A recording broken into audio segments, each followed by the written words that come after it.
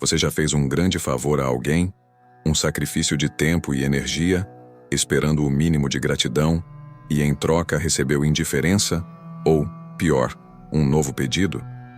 Você já viu amigos desaparecerem no momento em que você mais precisava e reaparecerem magicamente quando você tinha algo a oferecer?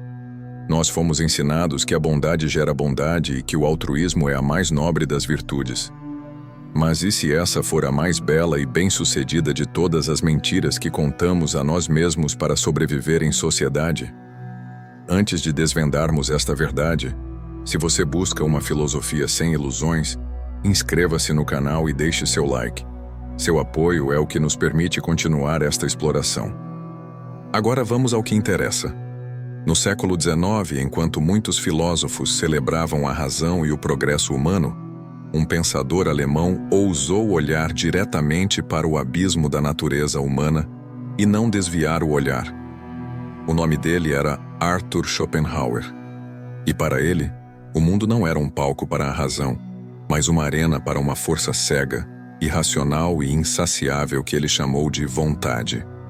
A vontade é a energia cósmica que pulsa em todas as coisas vivas, do menor inseto ao mais complexo ser humano. E ela tem uma única e implacável diretriz: viver, afirmar-se, expandir-se a qualquer custo. E a manifestação dessa vontade em cada indivíduo é o que conhecemos por um nome mais simples: egoísmo. A verdade brutal de Schopenhauer é esta: o egoísmo não é um defeito moral a ser corrigido. Ele é a lei de ferro da nossa existência. É a nossa configuração de fábrica. Todo ser vivo é, por natureza e por necessidade, o centro do seu próprio universo. Todas as outras pessoas, para ele, existem primariamente em relação a si mesmo. Nós escondemos essa verdade sob camadas de polidez, moralidade e socialização. Mas nos momentos de crise, de competição por recursos ou de ameaça à sobrevivência, a máscara cai. E o animal selvagem e terrível, focado unicamente em si mesmo, aparece. Mas e a amizade? E o amor? E a caridade? Schopenhauer não era ingênuo. Ele analisou esses chamados atos altruístas com a precisão de um cirurgião e descobriu o egoísmo escondido no coração de cada um deles. Pense na amizade. Na maioria das vezes, ela é um pacto de não agressão baseado em utilidade mútua. Você é útil para mim. Eu sou útil para você. Trocamos favores, companhia, validação. Mas, como nos ensinou Maquiavel, os homens esquecem mais facilmente a morte do pai do que a perda do patrimônio. No momento em que os interesses divergem drasticamente, a amizade se revela o que sempre foi: uma aliança estratégica temporária. Pense na caridade. O homem que doa uma fortuna e faz questão de que seu nome apareça na placa do hospital. Ele está comprando algo muito mais valioso que o bem-estar alheio. Está comprando uma imagem de virtude, status social e, acima de tudo, a paz com a sua própria consciência. É um ato de egoísmo refinado, que usa o outro como ferramenta para a própria exaltação. Até mesmo o sacrifício dos pais pelos filhos, visto como o ato mais puro de altruísmo, era para Schopenhauer a vontade em sua forma mais astuta. Os pais não estão sacrificando a si mesmos.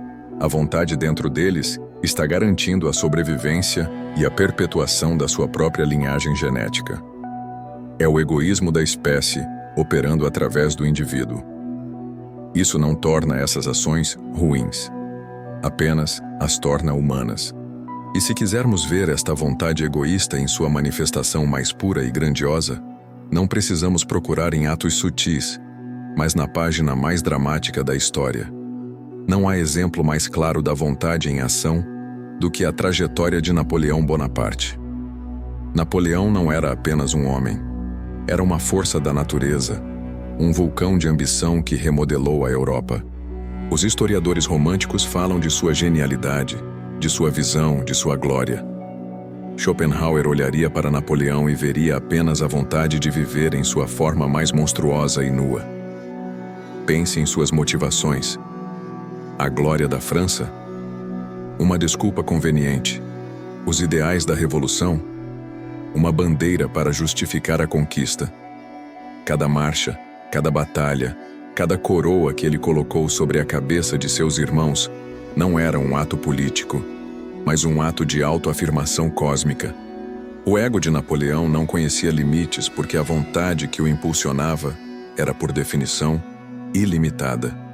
Sua famosa habilidade de inspirar seus soldados, de fazê-los marchar até a morte por ele, não era um ato de amor paternal. Era o egoísmo em seu nível mais estratégico.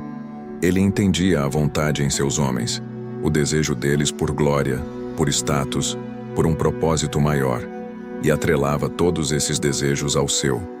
Ao lutar por Napoleão, eles estavam no fundo lutando pela versão mais gloriosa de si mesmos que ele lhes prometia. Ele não liderava homens, ele personificava e dirigia o egoísmo de uma nação inteira. A tragédia de Napoleão, vista por Schopenhauer, é a tragédia de toda vontade desenfreada.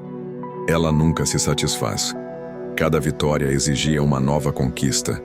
Cada fronteira alcançada revelava um novo horizonte a ser dominado. Sua campanha desastrosa na Rússia foi o exemplo máximo. Uma vontade que se recusa a aceitar limites, que avança cegamente para a própria destruição, incapaz de parar. Napoleão não é uma exceção à regra da natureza humana. Ele é a regra, escrita em letras maiúsculas com o sangue de um continente.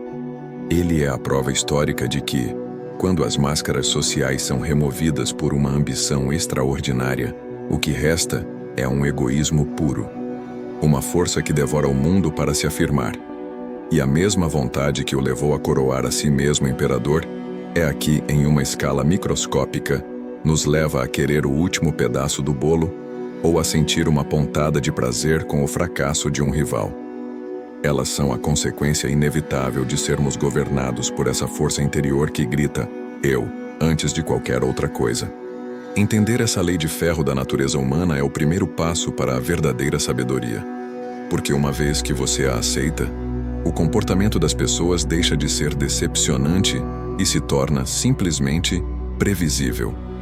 Você para de se magoar quando um colega de trabalho leva o crédito pela sua ideia. Ele não é mau, ele apenas está servindo ao seu próprio interesse de autopromoção. Você para de se sentir traído quando um amigo se afasta durante uma fase difícil sua. Ele não é um traidor, ele apenas está se afastando instintivamente de algo que não lhe oferece nenhum benefício. Você para de esperar que as pessoas ajam contra a própria natureza. E nessa ausência de expectativas infantis, você encontra uma nova forma de poder. O poder da percepção clara. Mas então estamos condenados a viver em um mundo de egoísmo predatório? Existe alguma saída? Para Schopenhauer existia uma única, rara e difícil exceção a essa regra de ferro. Ele a chamava de compaixão.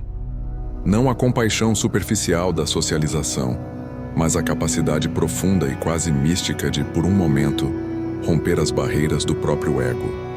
É a capacidade de olhar para outra pessoa e sentir o sofrimento dela como se fosse o seu, entendendo que ambos são manifestações da mesma vontade cega e sofredora. Este ato de compaixão genuína, para Schopenhauer, é o único ato verdadeiramente moral, porque é o único que nega, mesmo que por um instante, a ditadura do egoísmo. Mas ele sabia que isso era a exceção, não a regra. A rara flor de lótus em um pântano de interesse próprio. Então, qual é a lição final? É se tornar um misantropo e odiar a humanidade? Não. A lição de Schopenhauer é muito mais prática. É parar de se decepcionar. É entender o jogo. E no jogo da vontade, cada peça se move, antes de tudo, para proteger a si mesma. Aceite o egoísmo como a regra fundamental da interação humana.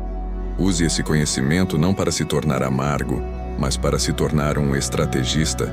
Calcule o interesse dos outros, proteja o seu e nunca se surpreenda quando a natureza humana fizer o que ela sempre fez.